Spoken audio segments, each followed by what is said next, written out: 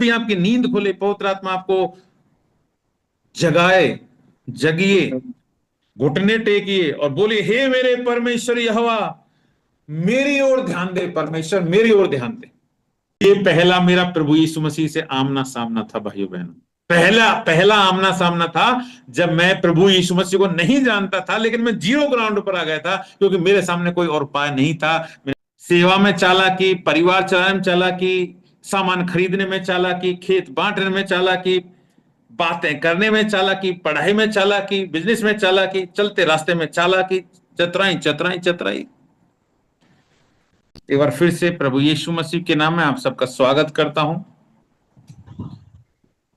पवित्र आत्मा परमेश्वर की उपस्थिति आपके साथ है। जहां भी आप बैठे हैं, आप अकेले हैं या परिवार के साथ हैं, मैं आपसे कहना चाहता हूं, आप अकेले नहीं हैं। यस, प्रभु आपके साथ बैठा है। परमेश्वर की बाहों में हो आप, प्रभु आपके साथ है। अगर आप महसूस कर रहे हैं तो यस, बिल्कुल आपके एकदम इतने नजदीक कि कोई दुनिया में कोई नजदीक नहीं, इतना परमेश्वर आपके करीब बैठा है, आपको देख रहा है, सुन रहा है।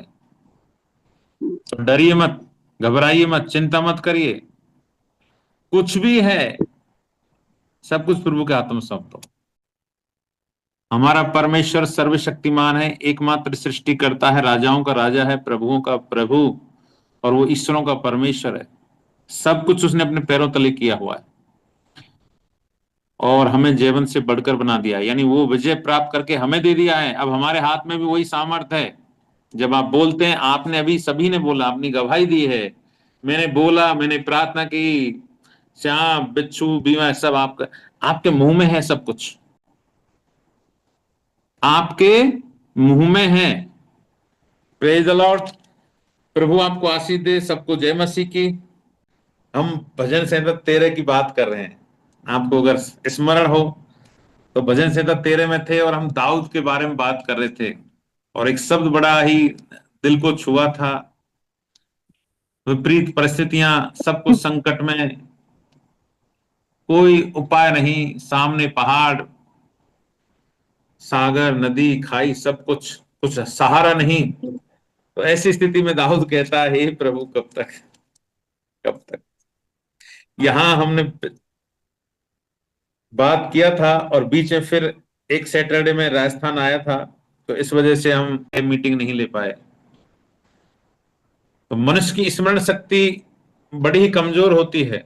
हम भूल जाते हैं कि हमने एक सप्ताह पहले क्या सुना था, क्या बातें हुई थी। हालेलुया। लेकिन आप ऐसे नहीं हैं, आपको सब याद होगा। आपको याद होगा कि हमने क्या बातें की थी। लेकिन कभी कभी कुछ बातें भूल जाते हैं, तो परमेश्वर ये कहता है कि लिख लो, बड़ी बड़ी पट्टियां पर लिख लो, अपनी रसोई घर में लिख लो, दीवारों पर लिख लो, घर के सामने लिख लो, जहां सोते हो वहां लिख लो, बाथरूम में लिख लो, वॉशरूम में लिख लो, सब बातें परमेश्वर की लिख लो चारों तरफ। जिधर हम देखें परमेश्वर का जीवित वचन हमारे सामने हो। हालेलुया। तो हम भजन संहिता 13 में एक बार फिर जाएंगे। 13 भजन संहिता को पढ़िए। अगर हमारे बीच में कोई बहन भाई बाइबल लेके बैठे हैं, बाइबल आपके हाथ में है, तो पढ़ सकते हैं भजन संहिता 13 का 1 से लेके। हे एक परमेश्वर, कब तक, क्या तू सदैव मुझे भूला रहेगा? तू कब तक अपना मुखड़ा मुझसे छिपाए रहेगा?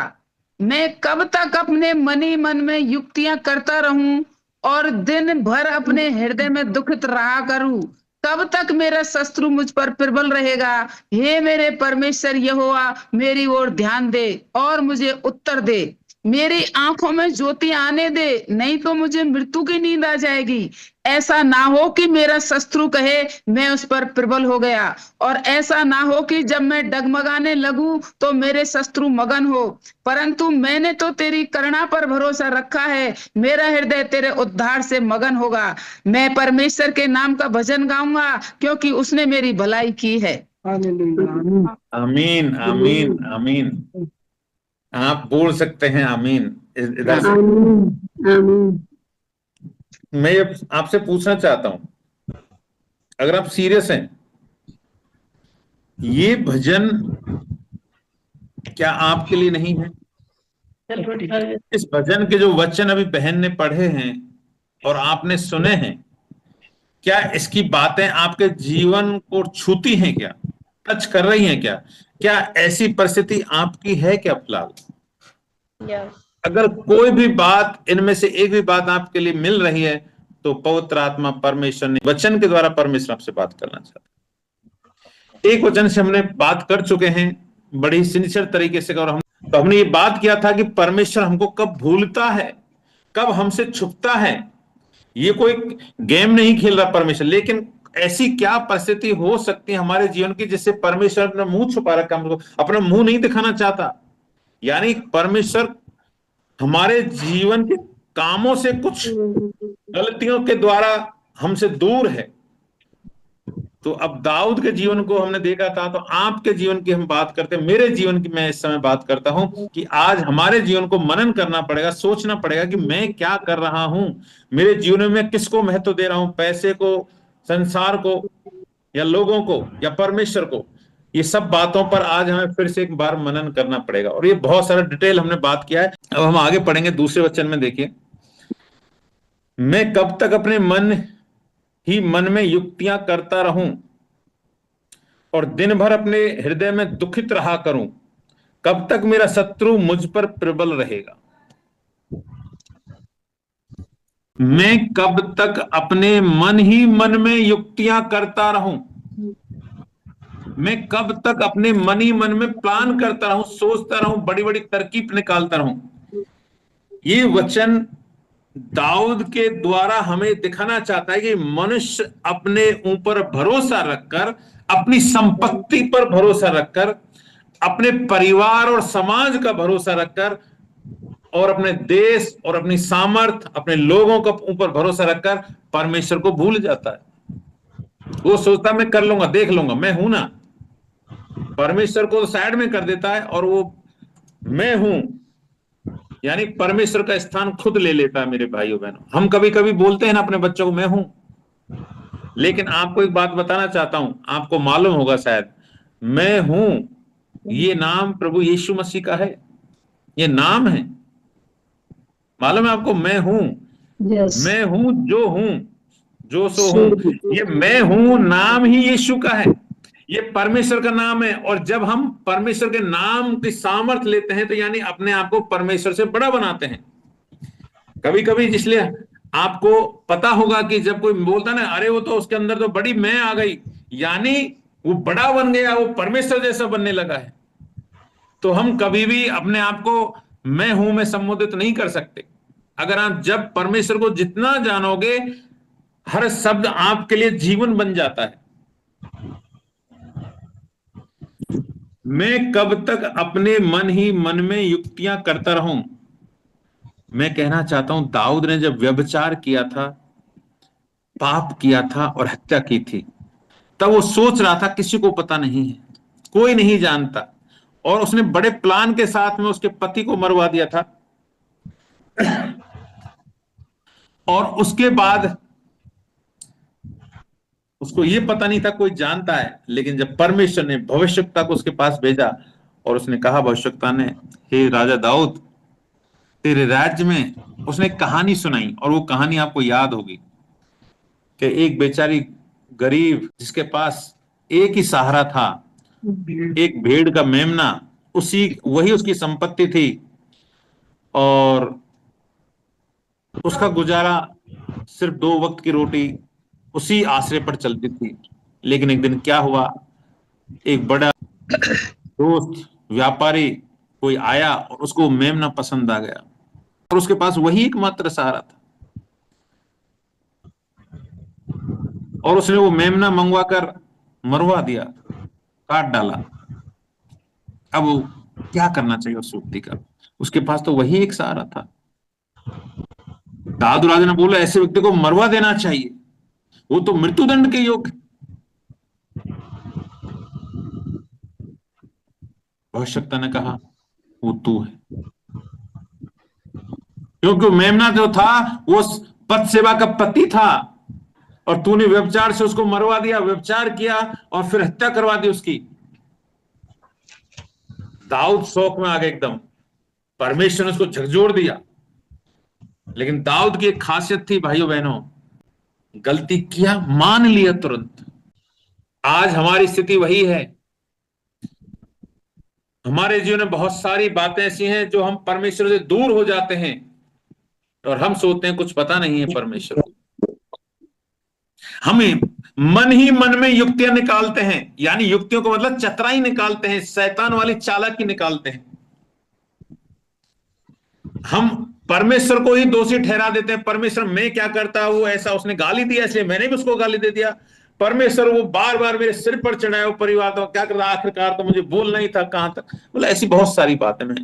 आप अपने जीवन की कहानियों को जोड़ सकते हैं इसके साथ साथ। इसलिए झगड़ा किया, इसलिए उसका खेत दबा लिया, वो बार बार वो उसके खेत में मेरे रोज रोज मेरे खेत को तोड़ दे, तो मैं क्या करता, एक दिन तो गाली देना ही पड़ा। घर में मेरा कोई सम्मान ही नहीं है, मुझे कोई मानता ही नहीं है, तो मैं क्या करता। यानी आप कारण बना लेते हैं हमारे अपने जीवन को सही ठहराने के लिए।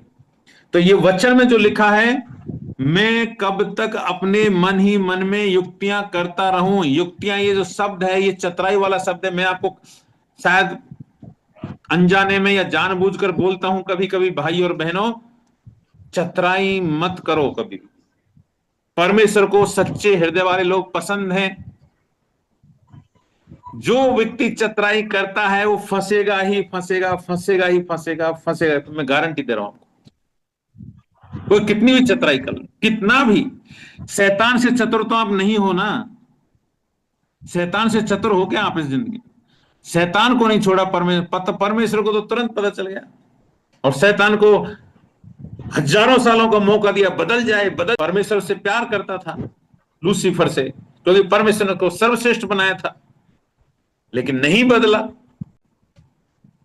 हमारे जीवन में आज हमारी कमियों को, घटियों को हमें पता होता है, लेकिन मानते नहीं है। लेकिन दाऊद जैसे बनो भाइयों बहनों, युक्तियां मत करो। ये क्या करा बच्चा, मैं कब तक करता रहूं। दाऊद करा रहे, मैं कब तक करता रहूंगा युक्तियां परमेश्वर के सामने, मैं कौन हूं कि युक्तियां करता रहूं। और दिन भर अपने हृदय में दुखित रहा करूं। अगर युक्तियां करोगे तो दुखी रहोगे।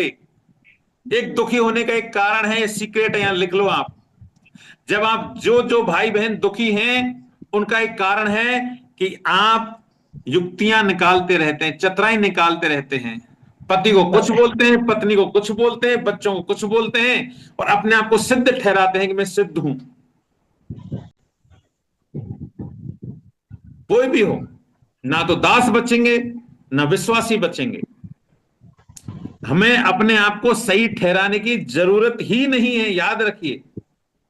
क्योंकि यीशु मसीह ने सिखाया है, कोई तुम्हारे एक गाल पर थप्पड़ मारे तो दूसरा भी कर दो। आपको मालूम होगा कि छत्तीसगढ़ में केरला की जो दो बहनें हैं, जिनको हमारे क्रिश्चियन समाज में, कैथोलिक समाज में उनको नन बोलते हैं, साध, और हम अगर यहां देखें हिंदू समाज में साध्वी बोलते हैं, है ना। तो बहन है जो परमेश्वर की सेवा करती है, उनको पकड़ लिया। उनके मुंह का एक भी सेंटेंस आपको कहीं अखबारों में मिला है क्या? उन्होंने एक भी अपनी सफाई में या कुछ अपने बचाव में, कुछ दुनिया भर की बातचीत आ रही है, लेकिन उन्होंने, मैंने नहीं सुना, हो सकता है बोला हो, नहीं बोला, लेकिन मैंने ना तो अखबारों में सुना है, ना कहीं यूट्यूब पर देखा। लोग, हजारों लोग अलग अलग तरह की बातें करें, लेकिन उनके मुंह से कहीं सेंटेंस या कोई वक्तव्य अभी तक नहीं मिला। हमें अपने आप को बचाव करने के लिए कुछ कहने की जरूरत नहीं है। मेरा प्रभु जानता है, काफी है। मुझे लोगों को सिद्ध नहीं करना कि मैं अच्छा हूं। लोग आपको चोरी का इल्जाम लगाएंगे, परमेश्वर के धन का इल्जाम लगाएंगे, आप कुछ चुराते हैं, आप भेड़ों की चोरी करते हैं, आप कलीसिया को कुछ ये करते हैं, लेकिन लोगों को खुश करने की जरूरत नहीं है आपको। हमारे मसीह भाई बहनों में कोई अगर एक दूसरे के विरुद्ध कुछ बोलता है तो सुन लो, उसके विरुद्ध में दोबारा आगे से वापस कुछ मत बोलो, सुन लो। ये तो होता है ना, हम मनुष्य हैं तो कुछ ना कुछ बातें हमारे एक दूसरे के विरुद्ध होती हैं, लेकिन हमारा काम क्या है? सहना। मेमने की तरह हमें कटना है, हमें क्रूस पर चढ़ना है। हम अपने आप को ये सिद्ध नहीं करते, नहीं मैं सही हूं, तुम कौन होते हो मेरे विरुद्ध में गलत बोलने वाले, मैं कभी झूठ नहीं बोलता। हालेलुया। अरे परमेश्वर जानता है ना मेरी बहन और भाइयों कि नहीं बोलते झूठ, तो लोगों को क्या बता रहे हो आप? ये तो हमारा न्याय तो स्वर्ग में होगा ना, यहाँ के लोगों से न्याय थोड़ी करवाना है हमको। दिन भर अपने हृदय में दुखित रहा करो, यानी शोक। शोक जो शब्द है, दुखित जो शब्द है, ये सामान्य दुखित वाला शब्द नहीं है। इब्रानी जो भाषा है उसमें इस शब्द के लिए यागोन शब्द, यागोन। और इसको और अच्छी तरह समझने के लिए मैं आपको एक वचन बताना चाहता हूं। योएल की पुस्तक निकालिए 1:13। उसको कटी में टाट बांध कर छाती पीट पीट के रो, वे वेदी के टहलुओ हाय हाय करो, हे मेरे परमेश्वर के टहलुओ आओ, टाट ओढ़े हुए रात बिताओ, क्योंकि तुम्हारे परमेश्वर के भवन में अन्न बलि और अग्र अब नहीं आते। हालेलुया। देखिए ये वचन जो है आपको, ये जो मैं शब्द बता रहा हूं आपको, शोक शब्द है। दिन भर अपने हृदय में दुखित रहा करो, शोक शोक करो करता रहो। उसके लिए, इसको गहराई से समझने के लिए हम इस वचन को पढ़ सकते हैं। हे याजकों, यानी परमेश्वर के बड़े सेवक, जो परमेश्वर की सेवा करते हैं, बड़े याजक, कटी में टाट बांधकर, कमर में टाट बांधकर, कमर में टाट यानी अपने कपड़े जो हैं हम पहने हुए, इन कपड़ों को उतार दो और अपनी कमर में टाट बांध लो। टाट बांधने का मतलब क्या है? अपने आप को सबसे नीचे गिरा लो। आप जो अगर टाट बांधकर गांव में निकलेंगे तो क्या होगा? आप, यानी हमारी दशा सोचे कैसी है। और क्या लिखा? छाती पीट पीट कर रो। यानी ऐसा दुख हमारे जीवन में आया कि हम कटी में टाट बांध और छाती पीट पीट कर रोने वाला हमारे अंदर शोक होना चाहिए। ये, और आगे लिखा है, हे वेदी के टहलो हाय हाय करो, हे मेरे परमेश्वर के टहलो आओ, टाट ओढ़े रात बिताओ। और टाट ओढ़ कर ही पूरी रात बिताओ, क्योंकि तुम्हारे परमेश्वर के भवन में अन्न बलि और अर्घ नहीं आते हैं। अगर परमेश्वर के भवन में बलिदान नहीं चढ़ाए जाते हैं, परमेश्वर के भवन में लोग नहीं आते हैं, विश्वासी नहीं आते हैं, प्रार्थना नहीं होती है, तो सोचिए कैसे हाय हाय हमको करना पड़ेगा। कौन जिम्मेदार है? अगर परमेश्वर के भवन में आराधक नहीं है, भेड़े नहीं है, आराधना करने वाले नहीं, याजक नहीं है, तो कौन जिम्मेदार है? अगर ऐसी स्थिति है तो हमें टाट ओढ़ कर कमर में टाट बांध लो, छाती पीटो, रो, ऐसा शोक हमको करना पड़े। ये दाव, और इसी तरह ये वचन भी भजन संहिता 13 के वचन दिखाता है कि और दिन भर अपने हृदय में, ऐसा दाऊद ऐसा दुख महसूस कर रहा है। दाऊद जो है ऐसा फीलिंग महसूस कर रहा है। क्यों दुख महसूस कर रहा है? क्योंकि युक्तियां, हमारे मन की चंचलता है ना, हमें दुखी करती है। हम चालाक बनते, मैं सोचता हूं अरे ये मेरा प्लान सबसे बेस्ट है, मैं ऐसा करूंगा ठीक रहेगा।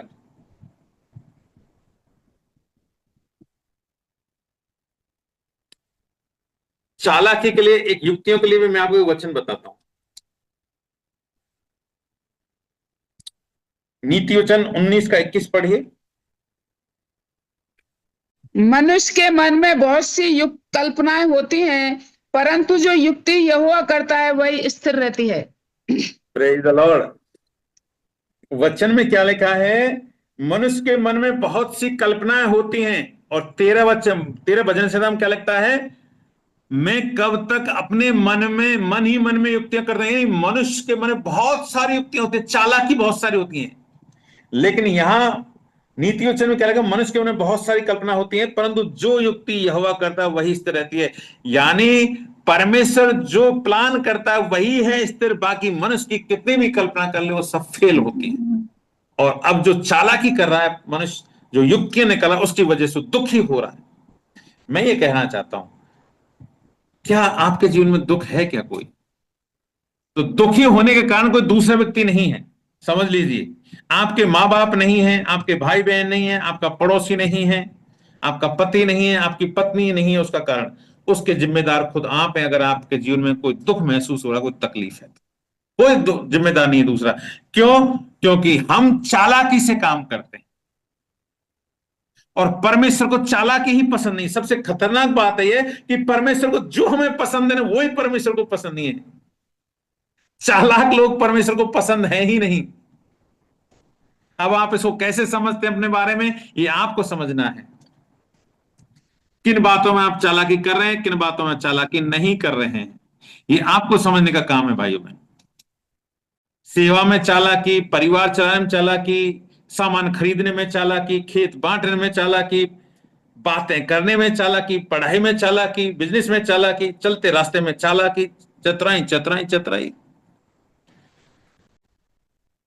पति पत्नी जा रहे हैं, नजर पति की कहीं दूसरी जगह है, पत्नी की कहीं दूसरी जगह है, और ऐसा दिखाने कि हम एक दूसरे के बिना जिंदा नहीं रह सकते। हर समय चतुराई चतुराई चतुराई। परमेश्वर से बचना मुश्किल है, इसलिए आप दुखी हैं।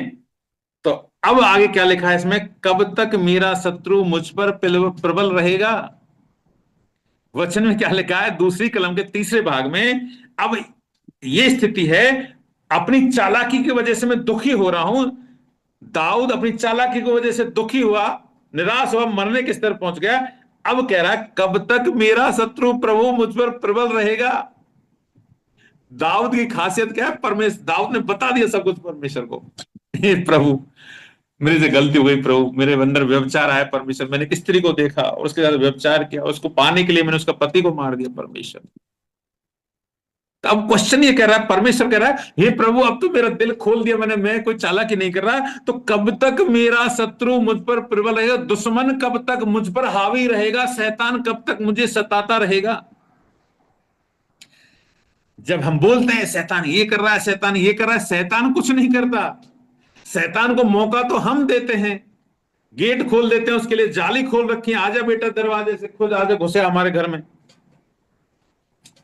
हमने खोल रखे हैं दरवाजे। तो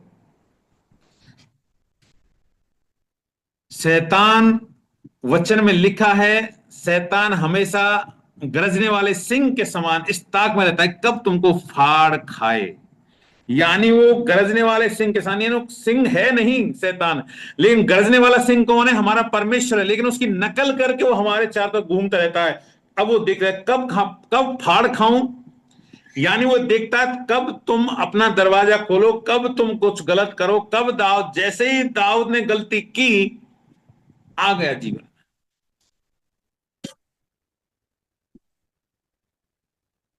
हमने क्या किया है, अब वो शैतान का जो रास्ता है वो हम जानते हैं, क्योंकि दाऊद को मालूम था तो हमें भी मालूम है। हमने कौन से रास्ते दे रखे हैं, अब इन रास्ते का बंद करने का जिम्मेदारी किसका है।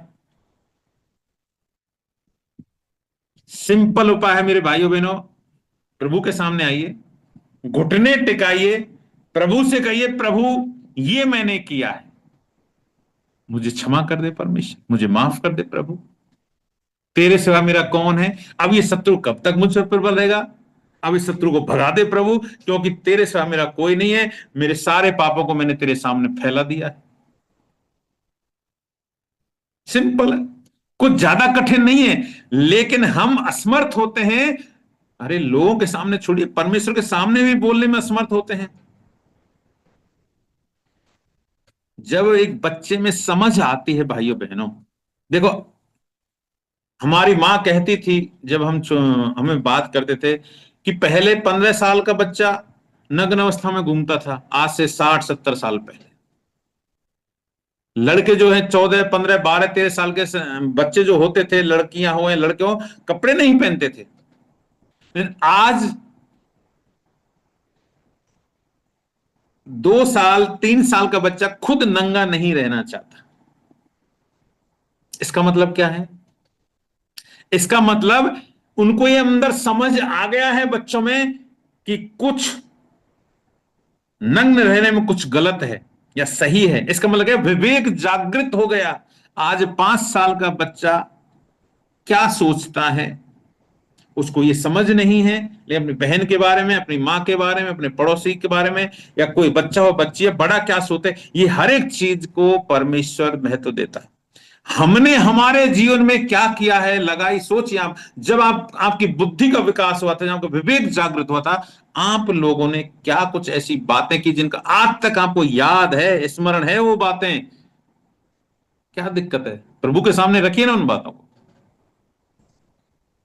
कोई नहीं जानता आपके बारे में, लेकिन आप जानते हैं। मैं मेरे बारे में जानता हूं, आप आपके बारे में जानते हैं, और परमेश्वर हम सबके बारे। प्रभु यही चाहता है कि चतुराई मत करो।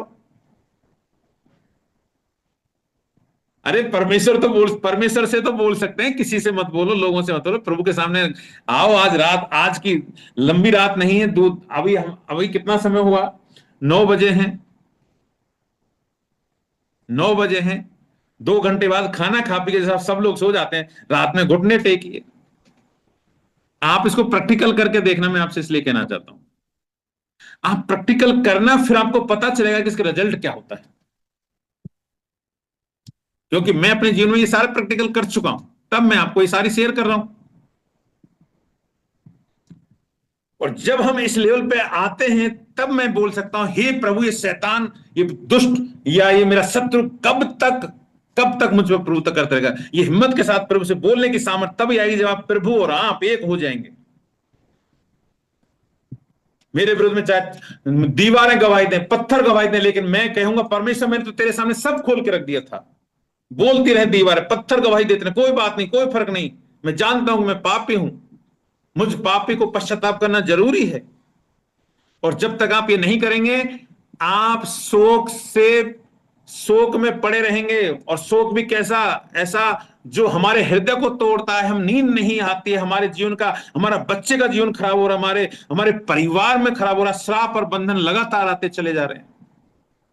हम कहते हैं हमने कौन सा बुरा काम कर दिया। अरे आपने कुछ भी बुरा काम नहीं किया, कुछ भी पाप नहीं किया, लेकिन ये श्राप जो है पीढ़ी दर पीढ़ी आपके बाप ने किया, आपके दादा ने किया, अपने परदादा ने किया, वो श्राप कौन तोड़ेगा? सिर्फ यीशु के नाम में एक अधिकार है जो आप तोड़ सकते हैं। हम हमारे धर्म के काम नहीं तोड़ सकते इन श्रापों को। आप हैं वो जो श्रापों को तोड़ सकते हैं, दूसरा कोई नहीं तोड़ सकता। आज की रात आपकी है। आप आज बोलिए परमेश्वर, प्रभु मैं तेरा बेटा और बेटी हूं, आज से वो सारे श्राप प्रभु यीशु तेरे नाम से मैं तोड़ता हूं। क्योंकि मेरा परमेश्वर ने मेरे लिए आज से 2025 साल पहले जान दे दी, मेरे लिए मार खाई, कोड़े खाए, गाली खाई, प्रताड़ना सही, हड्डियां निकल गई परमेश्वर की, हमारे लिए कांटा, आंखों में कांटा डाला गया, उसका क्रूस डाला गया। लेकिन आज हम इस सारा काम क्यों? कि परमेश्वर ने हमारे श्रापों को, पापों को, बीमारियों को, गरीबी को, निर्धनता को, बेरोजगारी को ले लिया। अब हमें ये सब चीजों में रहने की जरूरत नहीं है। और आज भी अगर हम रहते हैं तो ये हमारी जिम्मेदारी, क्योंकि हमको समझ ही नहीं है कि हम अपने श्रापों को कैसे तोड़ें। आप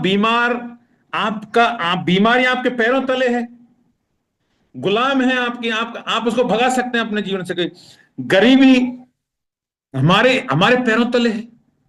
आप क्यों गरीब हैं? आप क्यों बीमार हैं? आपके परिवार में प्रेम क्यों नहीं है? क्योंकि आपको ज्ञान नहीं है कि ये सब मेरे अधीन है, मैं इनका मालिक हूं। मेरे परिवार से जाएं आज इसी समय। जब आप बोलते हैं यीशु के नाम में एक सामर्थ्य है, आप घोषणा करते हैं, बोलते हैं, ये होता है।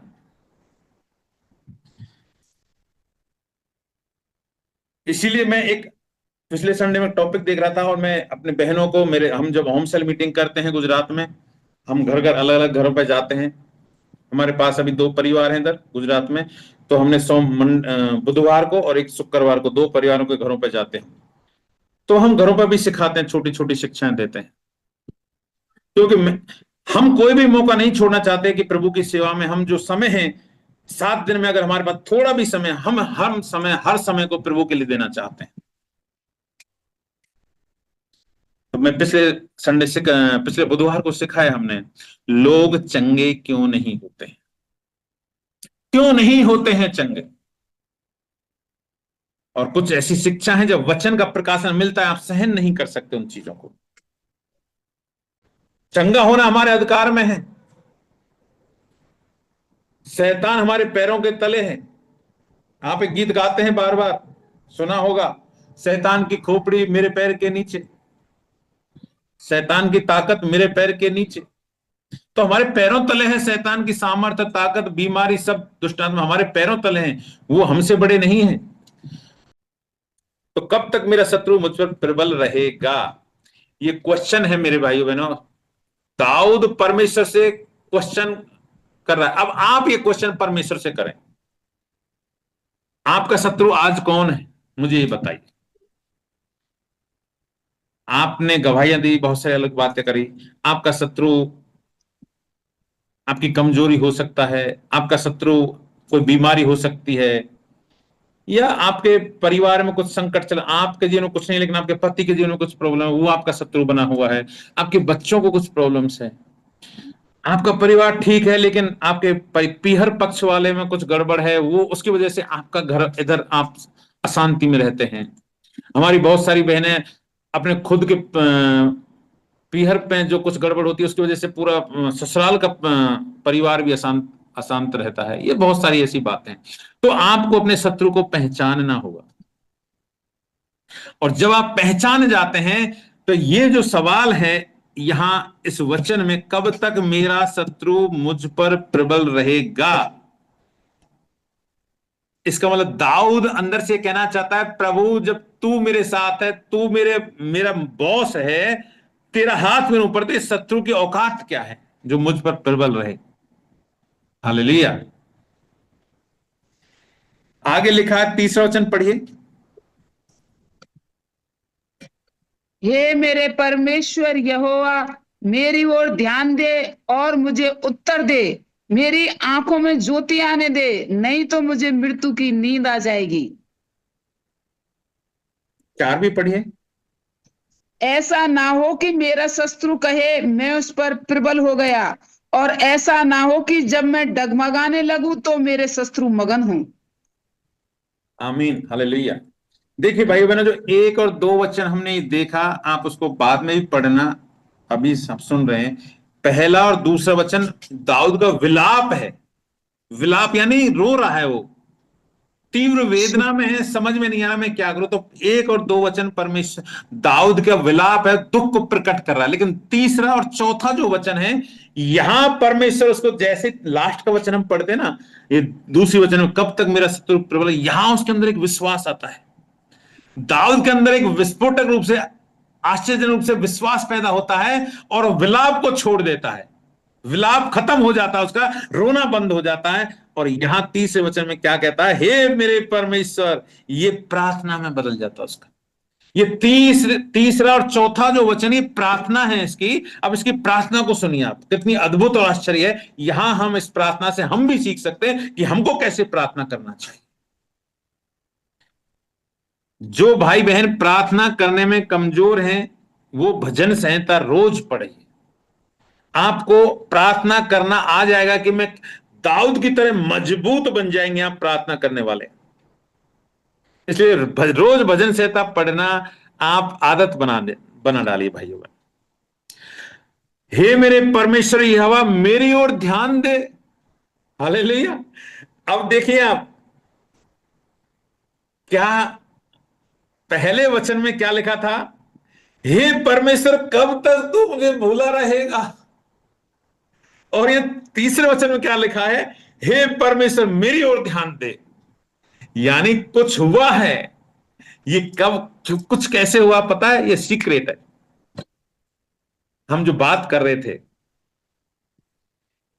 दाऊद ने अपना पाप प्रकट किया परमेश्वर पे, अपनी चालाकी को छोड़ दिया, और परमेश्वर ने उसके सामने अपने सारा जीवन खोल दिया, और उसका विलाप प्रार्थना में बदल गया। हालेलुया। अगर आपको प्रार्थना में आना है, विश्वास को इधर से काम करने देना। इधर से काम होता है, इधर से विश्वास पैदा होता है, इधर से नहीं होता। याद रखिए भाई बहन, मैं आपसे कहना चाहता हूं, विश्वास इधर से नहीं होता, इधर से होता है विश्वास। यहां से चालू करिए परमेश्वर पर विश्वास करना।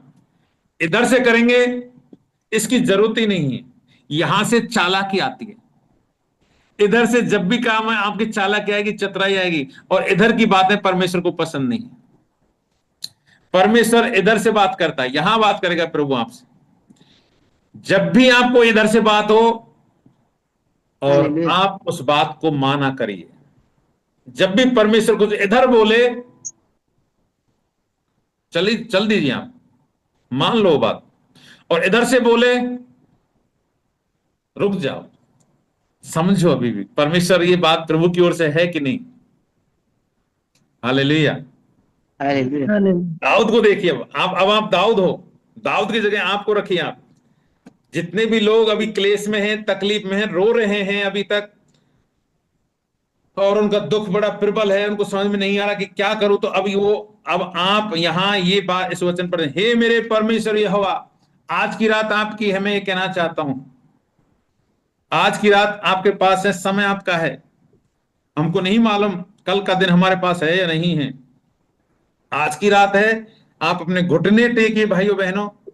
रात में 12 बजे, 1 बजे, 2 बजे, 3 बजे, जब भी आपकी नींद खुले, पवित्र आत्मा आपको जगाए, जगिए, घुटने टेकिए और बोलिए, हे मेरे परमेश्वर यहोवा, मेरी ओर ध्यान दे। परमेश्वर मेरी ओर ध्यान दे।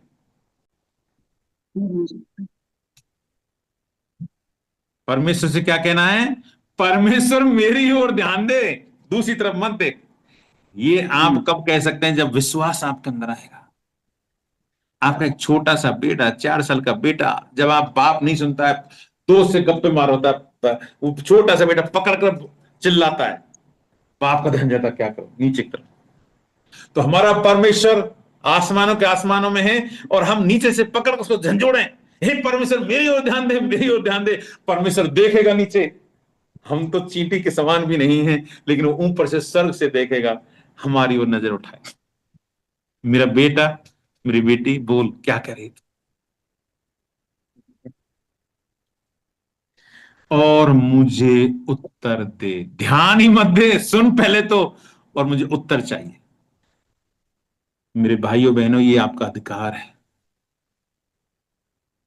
परमेश्वर कोई बहुत खतरनाक चीज नहीं है। मैं आपसे कहना चाहता हूं, परमेश्वर आपका बाप है। एक पिता की तरह जब परमेश्वर से बातें करेंगे तो आप समझ जाएंगे कि परमेश्वर कौन है। परमेश्वर कोई ऐसी चीज नहीं है कि आपको, आपने कभी उसको महसूस नहीं किया, देखा नहीं कुछ, आप उसको देख नहीं सकते, बात नहीं कर सकते कुछ। ये बहुत जिन लोगों ने या धर्म ने इस परमेश्वर को बड़ा खतरनाक बनाया हुआ है। धर्म से हम परमेश्वर को नहीं समझ सकते कभी भी। अगर परमेश्वर को जानना है तो आपको बेटा और बेटी बनना पड़ेगा। याद रखिए, ये मान लीजिए कि यीशु मेरा बाप है। अब मुझे बाप है तो आप बेटे हैं, आप बेटे हैं तो आपका एक अधिकार है उससे बात करने का। हे परमेश्वर मेरी ओर ध्यान दे और मुझे उत्तर दे। यानी ये हिम्मत कहां से आई दाऊद में? यानी विश्वास आया कि परमेश्वर ने मेरे पापों को क्षमा कर दिया है, मुझे माफ कर दिया है। तब ये कह सकता है कोई आदमी। ये हिम्मत कब आएगी? जब आप ये जान जाएंगे कि मेरे पापों को मेरे परमेश्वर ने क्षमा कर दिया है, सिरे से खारिज कर दिया है। मेरे जो पाप थे उनको परमेश्वर ने पूरब से पश्चिम को फेंक दिया है। अब उनको देख भी नहीं रहा परमेश्वर, और मैं परमेश्वर के समान, जैसा परमेश्वर पवित्र है वैसा ही मैं पवित्र हूं। अभी इस समय मैं आपसे कहना चाहता हूं,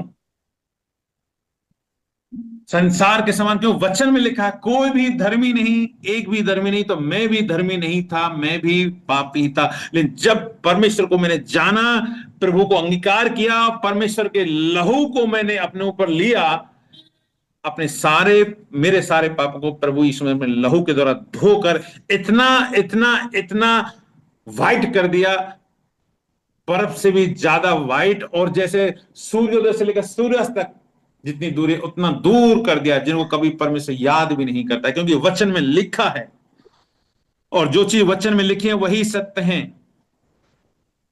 मैंने तुम्हारे लाल और अर्गवानी रंग के पापों को तुमसे उतनी दूर कर दिया जितना सूर्योदय से लेकर सूर्यास्त दूर है। यानी सूर्य उदय होता है और सूर्य छिपता है, उसकी दूरी आज तक कोई नहीं नाप पाया है। परमेश्वर ने आपके पापों को, अगर आपने यीशु मसीह को अंगीकार किया, मेरे भाइयों बहनों, सच्चे हृदय से यीशु मसीह को आपने स्वीकार किया अपने जीवन में, तो मैं आपको एक गारंटी देता हूं,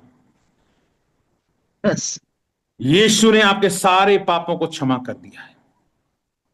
मैं आपको एक खुशखबरी देना चाहता हूं, अब आप पवित्र हैं जैसे प्रभु यीशु पवित्र है, परमेश्वर जितने आप पवित्र हैं।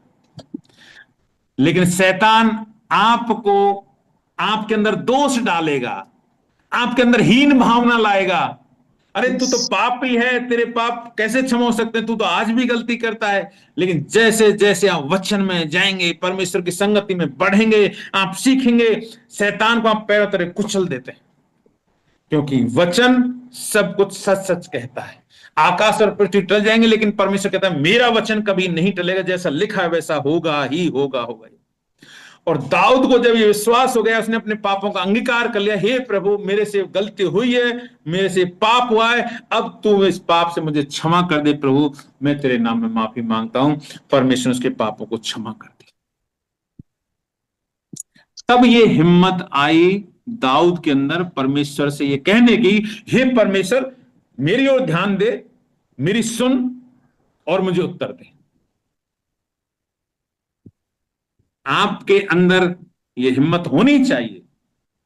अगर नहीं है तो आज आप इस बात को जान लीजिए कि आप परमेश्वर के बेटा और बेटी हैं। और अभी तक आपने अगर प्रभु यीशु मसीह को अपना व्यक्तिगत पिता, व्यक्तिगत दोस्त, व्यक्तिगत उसका उद्धारकर्ता स्वीकार नहीं किया है, तो आज भी आपके पास मौका है, एक बार प्रभु यीशु मसीह को अपना व्यक्तिगत उद्धारकर्ता स्वीकार करिए। अगर आप व्यक्तिगत रूप से अकेले नहीं कर सकते, प्रभु के दास दासियों की मदद लीजिए। आपके विश्वासी जो बुजुर्ग विश्वासी भाई हैं, जो वर्षों से प्रभु के संगति में अनुशासन के साथ रहते हैं, उनकी सलाह लीजिए और परमेश्वर के साथ एक रिलेशन बने, रिगार्ड जो दिल से दिल का हो। सच मानिए, यकीन मानिए, प्रभु के पास भी हमारा जैसे एक दिल है। वो कोई मशीन नहीं है। परमेश्वर हमसे ज्यादा धड़कता है उसका प्रेम, क्योंकि उसने इतना प्रेम किया। हमसे अगर प्रेम नहीं करता तो यीशु मसीह क्रूस पर क्यों मरने आता? हमारे लिए ही तो क्रूस पर मरा हो, हमारे लिए ही तो उसने अपने क्रूस पर जान दे दी, हमारे लिए खून बहाया, हमारे लिए मारा गया, हमारे लिए गाड़ा गया, और हमारे लिए तीसरे दिन जिंदा हो गया प्रभु यीशु मसीह। और आज भी आपके लिए स्वर्ग में वकील का काम करता है। जब हम पर तकलीफ आती है, हम बोलते हैं मेरे बेटे, स्वर्गदूतों का आदेश है मेरे बेटे के पास जाओ, शैतान को उससे मार भगाओ, उसके जीवन से श्रापों को भगाओ उसके जीवन से। हम जब बोलते हैं, स्वर्ग से हमारी प्रार्थना को उत्तर आता है। तो हिम्मत आज आपको लानी पड़ेगी बहनों भाइयों।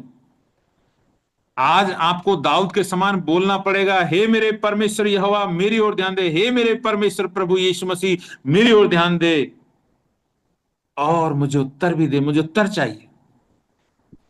आज आप प्रार्थना तो करते हैं बहनों भाइयों, लेकिन उत्तर आपके पास शायद नहीं आया बहुत सारी प्रार्थनाओं का, क्योंकि आपने उत्तर मांगा ही नहीं।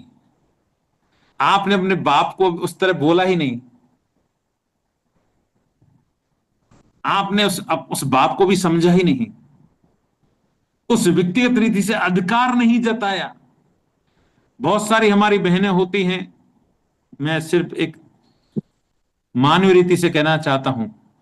देखिए, एक पिता की संतान, लड़की भी उसी पिता की संतान होती है, लड़का भी उसी की संतान होता है। लड़का जीवन भर अपनी प्रॉपर्टी पर रहता है, लेकिन बेटी ससुराल जाने के बाद अपने मन में यह सोच लेती कि अभी मेरा घर नहीं है। कोई कुछ नहीं कहता उससे, लेकिन मन में यह सोच लेती है कि मेरा ये घर नहीं, मेरा अधिकार नहीं है, अब मेरा घर तो ससुराल है। लेकिन मैं आपसे कहना चाहता हूं, ये चीजें शैतान ने अच्छी तरह हमारे जीवन में ऐसे गड़बड़ी डाला है, ऐसे बिठा दिया कि हम अपने बाप को बाप नहीं समझते हैं। लेकिन जो अधिकार के साथ जो बेटियां इस्तेमाल करती हैं, अधिकार के साथ, वो चीजें बाप की प्रॉपर्टी में भी अधिकार ले सकते हैं, हिस्सा ले सकते हैं। अब तो सरकार ने भी दे दिया। तो यहां मैं ये कहना चाहता हूं, समझाना चाहता हूं, बाप को जब भी घर जाओ तो बुलाने की क्यों सोचते हो आप? मेरा बाप बुलाएगा तब मैं जाऊंगा, क्योंकि वो आपका घर है। आप आधी रात पर कभी भी जा सकते हो, क्योंकि वो आप एक अधिकार के साथ जा सकते हो। लेकिन हम खुद ही नहीं सोचते कि हमारा अधिकार है, तो शैतान को तो फायदा हो गया ना, रास्ता मिल गया।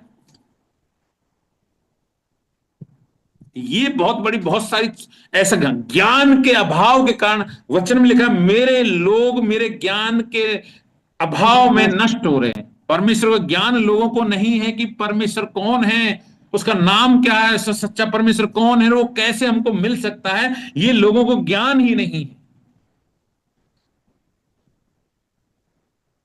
जो कभी खुद नहीं बोलता वो परमेश्वर होगा। जो मूर्त खुद तो कभी ना तो बोलती है, ना कभी सूंघती है, ना चलती है, ना आपके से बात करती है, उन ऐसे ऐसे मूर्तों को अपने परमेश्वर मान लिया है, तो आपकी कैसे मदद कर सकते हैं? हमारा जीवित खुदा प्रभु यीशु मसीह जिंदा परमेश्वर है। और एक बार उसके पास आकर देखिए। मैं सभी से कहना चाहता हूं, हम मसीह लोग जो विश्वासी हैं वो भी कभी कभी भूल जाते हैं कि हमारा परमेश्वर जीवित परमेश्वर है। यकीन मानिए, प्रभु हमारी टॉकिंग को भी सुन रहा है, हम जो बात करें ना इसको भी सुन रहा है। और आपने कानों में सुना है, आपके मन में क्या चल रहा है इस बात को भी वो जानता है। मैं आपसे सिर्फ ये कहना चाहता हूं, इस वचन को बेस बनाकर 3 वचन, हे मेरे परमेश्वर अब मेरी ओर ध्यान दे और मुझे उत्तर दे, मेरी आंखों में ज्योति आने दे, नहीं तो मुझे मृत्यु की नींद आ जाएगी। मैं परमेश्वर से ये कह सकता हूं, परमेश्वर अगर तू लेट करेगा, बहुत सारी हमारी प्रार्थना जो वर्षों से नहीं सुनी गई हैं, परमेश्वर कितना लेट, ज्यादा लेट करेगा तो मैं मर जाऊंगा, तो फिर कौन तेरी आराधना करेगा परमेश्वर? क्योंकि मरने के बाद कोई आराधना होती नहीं है। तो हम अपनी प्रार्थना को, दाऊद की प्रार्थना को हमारी प्रार्थना बना ध्यान दे। इस शब्द को भी हम देखेंगे, इब्रानी भाषा में इसको नबात शब्द है इसका, ठीक है।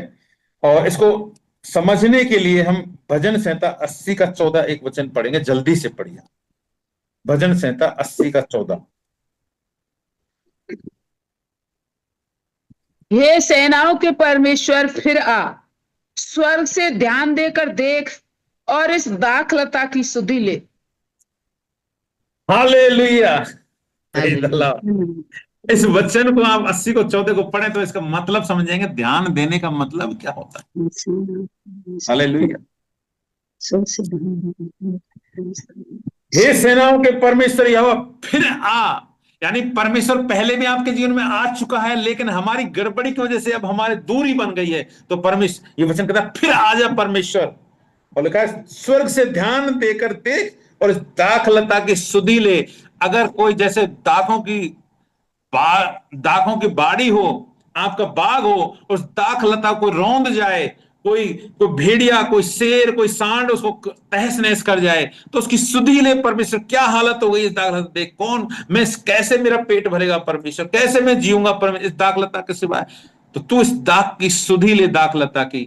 ये दाखलता अगर नष्ट हो गई, सूख गई, जल गई, तो फिर तेरे कोई काम की नहीं परमेश्वर। तो परमेश्वर का ध्यान हम इस तरह दिखाने, परमेश्वर स्वर्ग से देख, ध्यान देकर मेरी ओर देख। तो परमेश्वर, इसका मतलब ये स्वर्ग से हमको अभी देख रहा है, परमेश्वर इसी समय देख रहा है जब हम बोल रहे हैं, आप सुन रहे हैं, और आपके मन में कुछ दुख या तकलीफ या कष्ट है, प्रभु इसी समय आपको देख रहा है, सुन रहा है, ध्यान देकर आपको चेहरे को देख रहा है। क्योंकि वचन में लिखा है, देख मैंने तेरा अपनी हथेली पर खोद कर बनाया हुआ है। परमेश्वर का वचन कहता है, मैंने तेरा चेहरा, यानी आपका, मेरा चेहरा पर मैं अपने हाथों की हथेलियों पर, कुछ जैसे दुल्हन अपने पति का नाम लिख लेती है, पति का चेहरा फोटो बना लेते हैं, ऐसे परमेश्वर ने हम परमेश्वर की दुल्हन के समान हैं, और उसने हमारा चेहरा अपने हाथों की हथेलियों में बनाया हुआ है और हमको देखता रहता है। ये प्रभु कहता है, खुद कहता है।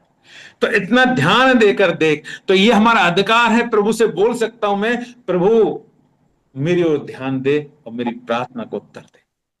और एक शब्द और है इसमें, मेरी आंखों में ज्योति आने दे। परमेश्वर ध्यान देगा और उत्तर देगा, तो मेरी आंखों में ज्योति, ज्योति का मतलब जीवन, प्रकाश। जो आपके जीवन में भी अंधेरा था, अंधेरा किसका प्रतीक है? नरक का प्रतीक है, दुख का प्रतीक है, रोने का प्रतीक, कष्ट का प्रतीक है, आपकी बेरोजगारी और बीमारी का प्रतीक है अंधेरा। लेकिन ज्योति जो है वो आपके खुशी का, आनंद का प्रतीक है, वो आपके जीवन का, स्वर्ग का प्रतीक है, वो आपके रोजगार का और धन समृद्धि का प्रतीक है ज्योति। तो ज्योति आने दे। जब आपका, बहुत सारे लोग जो हमारे बहन भाई अभी रोज बेरोजगार है ना, उनकी आंखों की ज्योति देखिए बुझी हुई है, बेचारों की आंखें, बहनों की आंखें बुझी, ज्योति ही नहीं है, उनकी आंखों में कोई रोशनी नहीं है।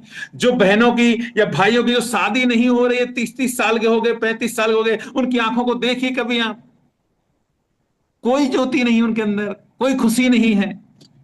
जिनके घर में आज खाने का पैसा नहीं, मतलब उनकी आंखों को देखिए आप।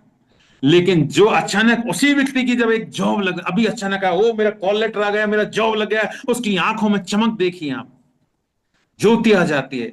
एक अगर किसी पत्नी का पति बीमारी में पड़ा है, वर्षों से बीमार है, उसके लिए सब कुछ, अचानक जब वो चंगा होता है, उसकी सारी बीमारी कमजोरी भूल जाती है और दौड़कर उस खुशी को जाहिर करती है एक पत्नी। सोचिए उसकी आंखों में कैसी ज्योति आती है।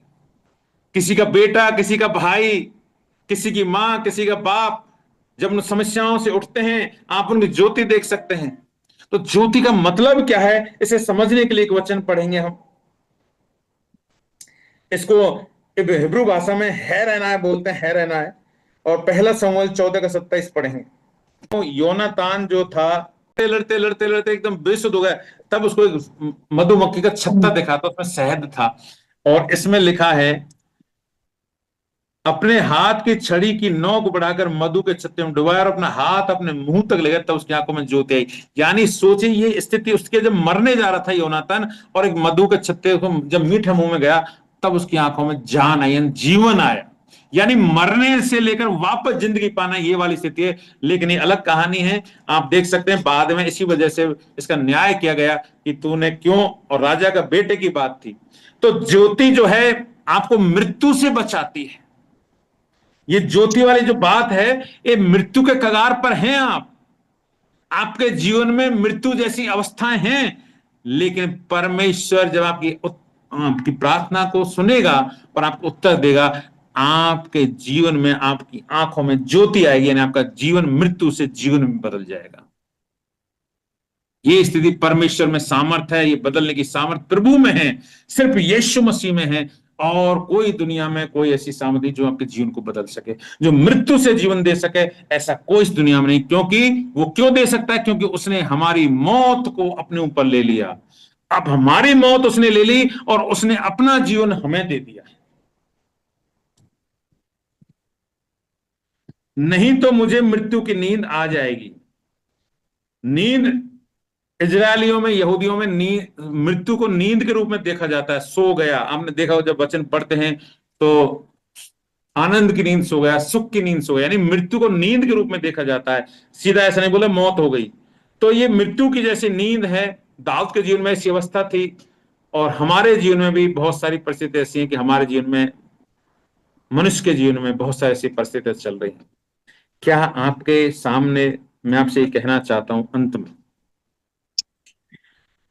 अभी तक अगर आप मसीह को नहीं जानते हैं और आपने जो कुछ भी कोई कहता है वो सब कुछ करके देख लिया है, अब आपके पास कोई आशा नहीं है, और अगर कोई आशा बचे तो फिर भी करके देख लो, आपको खुली छूट है। सब कुछ जब आप जीरो ग्राउंड पर आ जाओ, तब लास्ट में एक बार यीशु को परख लेना। क्योंकि मैंने ये जीवन में परखा है प्रभु यीशु मसीह को। मैं आपको एक लास्ट छोटी सी गवाही के साथ में अपना संदेश समाप्त करूंगा, क्योंकि मेरे जीवन की घटना जुड़ी है, इसलिए मैं कहना चाहता हूं। मुझे, जब मैं विश्वासी नहीं था, प्रभु यीशु मसीह को नहीं जानता था, और बेरोजगारी से बड़ा ही संघर्ष कर रहा था, और इस बेरोजगारी के दौर में फिर कुछ ऐसे बहुत सारे पुलिस केस हो गए, कुछ मारपीट के केस हो गए, और बहुत सारे केसों में फंस गए। तो कुछ आशा नहीं थी, और जीवन में सब कुछ अच्छा नहीं चल रहा था। तो एक जो हमारे भाई थे, विश्वासी भाई थे, उन्होंने बोला, एक बार हमारी मुलाकात हुई तो उन्होंने बोला,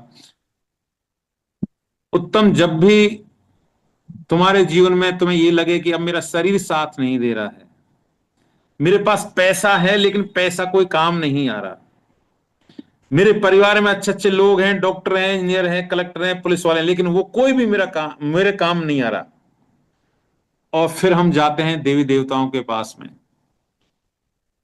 और फिर देखते हैं यहां गया वहां गया, जहां हम भटकते जाते हैं, लोग बताते हैं, हम जाते हैं वहां भी, फिर सब कुछ करके देख लिया, फिर भी हम लास्ट, अब मैं क्या करूं, जीरो ग्राउंड में जाते हैं। अब वो भी देख लिया, मनुष्य की सामर्थ्य भी देख ली, और जिनसे लोग बोलते थे ये देव देवता के पास जाओ, यहां जाओ, वहां जाओ, वो पूछो, ये पूछो, वो भी करके देख लिया।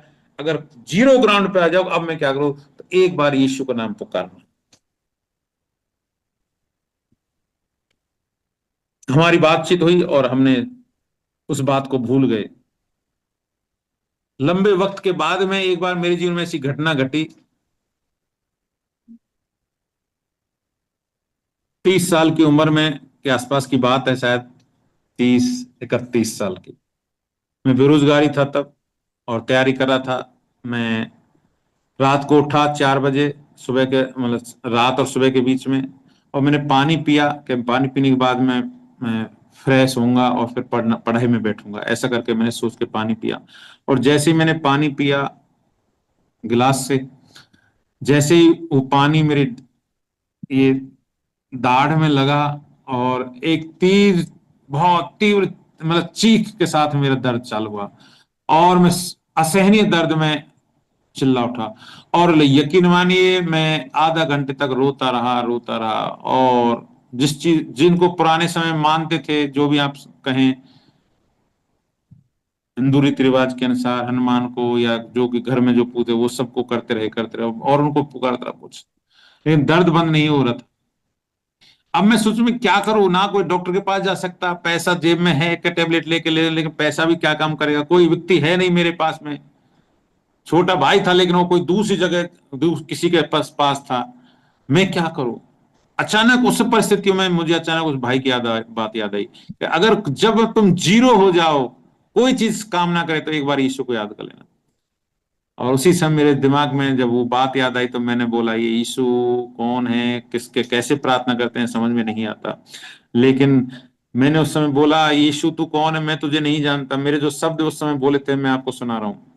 यीशु, मैं तुझे नहीं जानता कि तू कौन है, लेकिन वो भाई बोलता है, मुकेश भाई बोलता है कि तू ही सृष्टि करता है। तो सचमुच में तू अगर एकमात्र अकेला इस ब्रह्मांड का परमेश्वर है, तो मैं तुझे तब जानूं जब मेरे दाढ़ के दर्द को इसी समय ठीक कर। मैं ये नहीं जानता था कि प्रार्थना है या मैं उससे चैलेंज कर रहा हूं या क्या कर रहा हूं, लेकिन मैंने बोला उस दर्द की अवस्था में, और जैसे मेरे मुंह से ऐसे शब्द निकला, ऐसे झटके से ये बंद हो गया मेरा दर्द। और मैं आश्चर्य में पड़ गया कि मैंने बोला है इसलिए दर्द बंद हुआ है या अपने आप हुआ है। हालेलुया। ये पहला मेरा प्रभु यीशु मसीह से आमना सामना था भाइयों बहनों। पहला पहला आमना सामना था जब मैं प्रभु यीशु मसीह को नहीं जानता था, लेकिन मैं जीरो ग्राउंड पर आ गया था, क्योंकि मेरे सामने कोई और उपाय नहीं था। मैंने देव देवताओं को भी प्रार्थना किया, कुछ भी था, लेकिन कुछ नहीं हुआ। तब मैंने जाके ऐसा हुआ, और तब जाके काम हुआ। और फिर उसके बाद मेरे मन में आने लगा कि ये नाम में कोई ना कोई बात तो है सचमुच में। लेकिन ऐसा नहीं है कि मैंने तुरंत विश्वास कर लिया, उसके बाद ही मुझे 5 साल और लग गए। और धीरे धीरे करके आज मैं आपके सामने यहाँ हूं, और प्रभु का वचन जो ये सिखा रहा हूं, ये मेरा नहीं है, ये पवित्र आत्मा मेरे द्वारा आप लोगों को देता है। ये मेरे पास कोई ऐसा बुद्धि या ज्ञान या समझ नहीं है कि मैं आपको कुछ सिखा सकूं। मैं इस योग्य भी नहीं हूं, मेरे पास कोई टैलेंट नहीं है, लेकिन परमेश्वर का अनुग्रह मुझ पर है कि जब हम बोलते हैं, बातचीत करते हैं, परमेश्वर स्वर्ग से प्रकाशन देता है सारा।